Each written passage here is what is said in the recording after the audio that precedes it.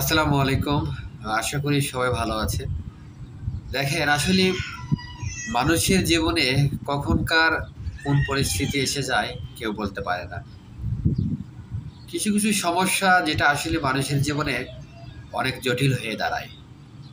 হয়তো কখনো ভাবাও যায় না যে এই জিনিসটা আমার জীবনে হবে বা আমার জীবনে ঘটবে।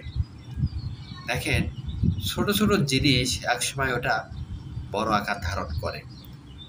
আমি যখন সেনাবাহিনীতে যশোর সেনানিবাসে ছিলাম, যশোর ক্যান্টনমেন্টে, তখন চাকরির ৩ বছরের মাথায়, আহ, ২.৫ বছরের মাথায় আমাদের শীতকালীন মহড়া হয়। ভিডিওটা সবাই দেখবেন, আশা করি আপনাদের অনেক উপকারে আসবে, অনেক কিছু শিখতে পাবেন। তো আমি যখন চাকরির ২.৫ বছরের মাথায় শীতকালীন মহড়া, তখন আমার জীবনে প্রথম আমি লং ড্রাইভ করি। সেনাবাহিনীর যে গাড়িগুলো অনেকে জানেন, জিপ পিক আপ বা তিনটন। তো পিক আপ আমি ড্রাইভ করি প্রথম জীবনে। আমি প্রায় ১০০ কিলোমিটার যশোর থেকে মাগুরা, আমাদের শীতকালীন মহড়া পরে, ওখানে ক্যাম্প পরে। তো প্রায় আপ ডাউনে ২০০ মতো হবে কিলো। তো আমি এক টানা গাড়ি চালাচ্ছি। অনেকে জানেন যে আমি সেনাবাহিনীতে জব করতাম, বা আমি এমটির সৈনিক ছিলাম, চালক ছিলাম।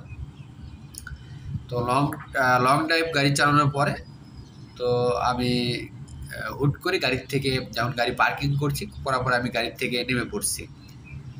যখন গাড়ির থেকে নেমেছি তখনই আমার এই কোমরে একটা টান লাগে। টান লাগার পরে আমি একটু ব্যথা অনুভব করি। আশা করি ভিডিওটা শুনবেন, অনেকের কাজে লাগবে, যে ছোট জিনিসগুলো পরবর্তী কী আকার ধারণ করে। আমরা হয়তো অনেকেই ছোট ছোট জিনিসকে গুরুত্ব দিই না, আমি নিজেও দিতাম না, আমি নিজেও গুরুত্ব দিইনি। দেখেন সেই ২০১৫ সালের কথা, একটু টান লাগে কোমরে, আমি গুরুত্ব দিইনি। তখন আমার নাইট ডিউটি, আমার শীতকালীন মহড়ায় ফালায়। তখন আমি নাইট ডিউটিতে যাওয়ার পরে শীতকালীন মহড়ায় তো প্রচণ্ড ব্যথা করতেছিল, মানে দাঁড়িয়ে আসি, প্রচণ্ড ব্যথা করতেছে আমার কোমরে।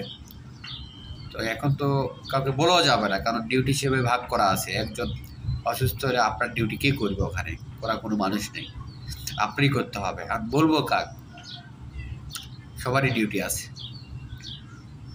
অনেক ব্যথা করতেছিল কোমরে। তো আমার রাইফেল ছিল, যেটা আমার রাইফেল ব্যক্তিগত, ওই রাইফেলটা দিয়ে, রাইফেলের ডাট ছিল, ডাট মানে ডাট তো বোঝেন, পেছনের অংশ ওটা লোহার ছিল, ওটা দিয়ে আমি খুব চেপে চেপে ধরে কোমরে, মানে একটু ঠান্ডা ছিল, আমি কোমরটা ওই চাপে ধরে দিতাম আর ডিউটি করতাম। অনেক, সেই সারা রাতটা অনেক ব্যথা হয়েছে, কিন্তু গুরুত্ব দেইনি। এভাবে চলতে থাকে, চলতে চাকরি অবস্থায় মাঝে মধ্যে এইরকম ব্যথা হতো, কিন্তু আসলে গুরুত্ব দিতাম না। কিন্তু এটাই যে একসময় জীবনে অনেক কাল হয়ে দাঁড়াবে, কখনো ভাবতে পারিনি। এখন এটা পড়ায় ব্যথা হইতেছে, অনেক ব্যথা, যেটা হয়তো আমি বলতে পারবো না। আমার নিজের মধ্যে অনেক সমস্যা হচ্ছে, অনেক খারাপ লাগতেছে, অনেক ব্যথা। ডাক্তারি পরীক্ষা করার কথা, আপনাদের পরবর্তী জানাবো। দোয়া করবেন আমার জন্য, যেন বড় ধরনের সমস্যা না হয়। একজন বলেছে যে একটা সমস্যা হয়েছে, খুব মানে টেনশনে আছি।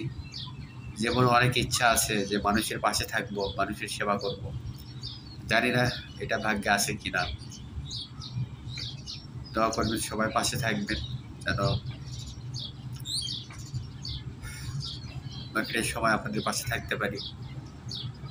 সবাই আমার জন্য দোয়া করবেন, যেন আল্লাহ আমাকে সুস্থ রাখে। কিন্তু একটা কথা মনে রাখবেন, আমার সেই সময় থেকে ট্রিটমেন্ট নেওয়া উচিত ছিল, আমার ডাক্তার দেখানো উচিত ছিল, কিন্তু আসলে আমি নিজেকে গুরুত্ব দিইনি। আমি যে মানুষটা, যখন ব্যাপারটা আর্মিতে জানেন, সেনাবাহিনীতে ফিজিক্যাল হয়, শারীরিক ফিটনেস পরীক্ষা হয়, এগুলোতে আমার তো অস্ত্র আছে, এটা আমি নিতাম। আমার যারা সিনিয়র বা জুনিয়র, অনেকে দৌড়তে পারতো না, তাদের অস্ত্র আমি ঘাড়ে নিয়ে, ২-৩ জনের অস্ত্র আমি একা নিয়ে, আমি ২-৩ জনের ধাক্কে আমি পাস করাতাম, দৌড়ে নিয়ে যেতাম। আর সেই মানুষ আজকে আমি নিজেই নিজের শরীরের প্রতি দুর্বলতা, নিজের শরীর নেই মানে উইক। যাই হোক, সবাই ভালো দোয়া করবেন আমার জন্য যেন। এই জন্য একটা কথা সবসময় মনে রাখবেন যে নিজের গুরুত্ব আগে দিতে হবে। কোনো শরীরে কোনো সমস্যা দেখা দিলেই সঙ্গে সঙ্গে ডাক্তারকে দেখাতে হবে। তো সেটা এমন ধরনের আকার ধারণ করবে, পরবর্তী আপনার লাখ টাকা খরচ করলেও কাম হবে না। যাই হোক, অনেক কথা বললাম, আমার জন্য দোয়া করবেন ইনশাল্লাহ। পরবর্তী আবার কথা হবে, সবাই সে দুটিকে দেখার সুযোগ করে দেবেন। ভালো থাকবেন, সুস্থ থাকবেন। আসসালামু আলাইকুম।